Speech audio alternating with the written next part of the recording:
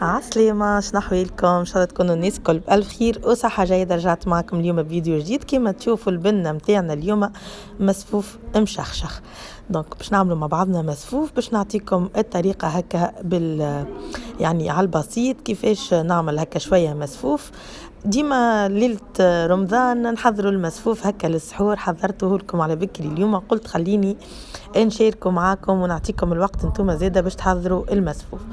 كما تشوفوا خذيت اني نستعمل كسكسي العولة، خذيت كسكسي العولة عملت عليه رشة زيت زيتونة باش نعملوا اليوم بزيت زيتونة، لا حبيت نعملوا لا بالحليب لا بالزبدة، باش نعملوا فقط بالزيت. حطيت عليه شوية زعفران، تنجموا تعوضوه بالكركم كما تنجموا تستغنوا عليه، اني نحب اللون متاعه هكا يكون شوية مستصفر. بث كعبات الكسكسي متاعي بشويه زيت زيتونه، ومن بعد باش نزيدهم لهنايا الماء باش نبدا نخلط الكسكسي متاعي بالماء بالباهي.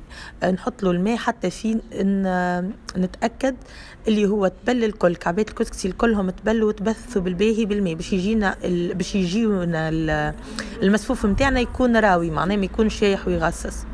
دونك كما تشوفوا كملت حطيته لهنا في الكسكاس باش يفور. باش نوريكم شنو باش نحط معاه. لاستيوس هذه شاركتها معكم مع مناول برشا جربوها وعجبتهم عجبتهم معناها المطعم تاع شوش الورد مع المسفوف. السنة حبيت نشاركوا معاكم بما اني عندي هكا كومبريس، خديت كومبريس تبدا نظيفه جديده، حطيت فيها شويه شوش ورد مع عود قرفه، وباش نرميهم كما تشوفوا لهنا في وسط الكسكسي وهو مدوبه بدا يفور. باش نحطهم في وسطه ونغمهم هكا كما تشوفوا بالكسكسي هكاكا باش يعطيو اكل بنه متاعهم، يسيبوها في وسط كعبات المسفوف. على جنب لهنايا جبت شويه زبيب باش نعمل المسفوف متاعي اليوم مشخشخ.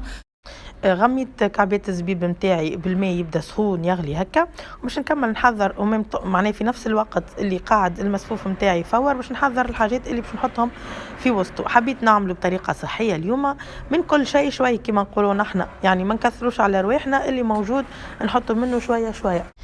قصيت 3 كعبات شريحة و3 كعبات مشماش شايح، فرغت الماء اللي نفخت فيه الزبيب وعبيت كما تشوفوا لهنا كمية باهية من ماء الزهر. ماء الزهر يعطي بنة مش نورمال في وسط المسفوف، تحبوا تعوضوه بماء العطرشية يبقى لكم الاختيار، ولا ماء الورد زاده اللي تحبوا انتوما.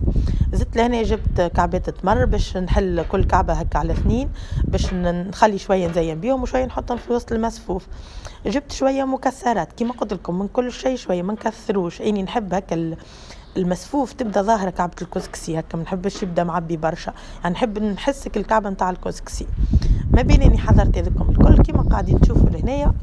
ديجا المسفوف متاعي فور التفويره الاولى، فور بالباهي، بقى لهنايا 15 دقيقه يفور.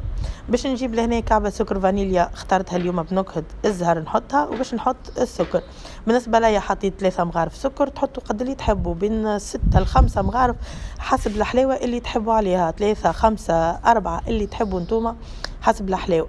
باش نجي توا على الزبيب اللي نفخته في شويه ماء زهر ونحطه فوق الكسكسي، ونعاود نبثبث الكسكسي متاعي بالباهي. لهنا عينكم ميزانكم، اذا لقيتوا الكسكسي متاعكم شايح ويشرب اكل الزهر الكل زيدوه يا اما شويه زهر والا زيد شويه ماء، تنجموا تزيدوا زيد الماء باش يبدا لكم هكا من بعد للمسفوف متاعكم راوي. رجعت عود القرفه سامحوني وشوش الورد رجعتهم في وسط الكسكيس، وباش نحط المسفوف متاعي يرجع يفور مره اخرى. ولهنايا عندي العنب الجويد، هو نحن في تونس نعملوا بكل عنب المسكي هذاك اللي يبدا هكا مطعم بنين هكا مسك نقولوا نحن ياسر بنين. اني اليوم عندي العنب هذايا قلت لازم مش نحطه في المسفوف على خاطر عندي سنين ما كليتش المسفوف بالعنب، يجي ياسر بنين بالعنب.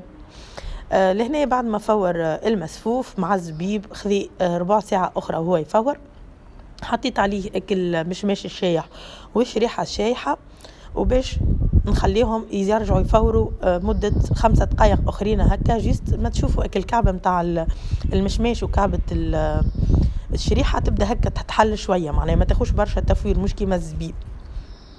وبعد ما كملت تفور كل شيء زادوا 5 دقائق أخرين باش نحطهم في طبق التقديم. من ناحية عود القرفة بالطبيعة وشوش الورد اللي حاطيناهم نحيوهم هذوكم باش نستغنوا عليهم ديريكت، نلوحوهم ما عادش نستحقوهم، ديجا خذينا منهم البنة والمنافع متاعهم الكل.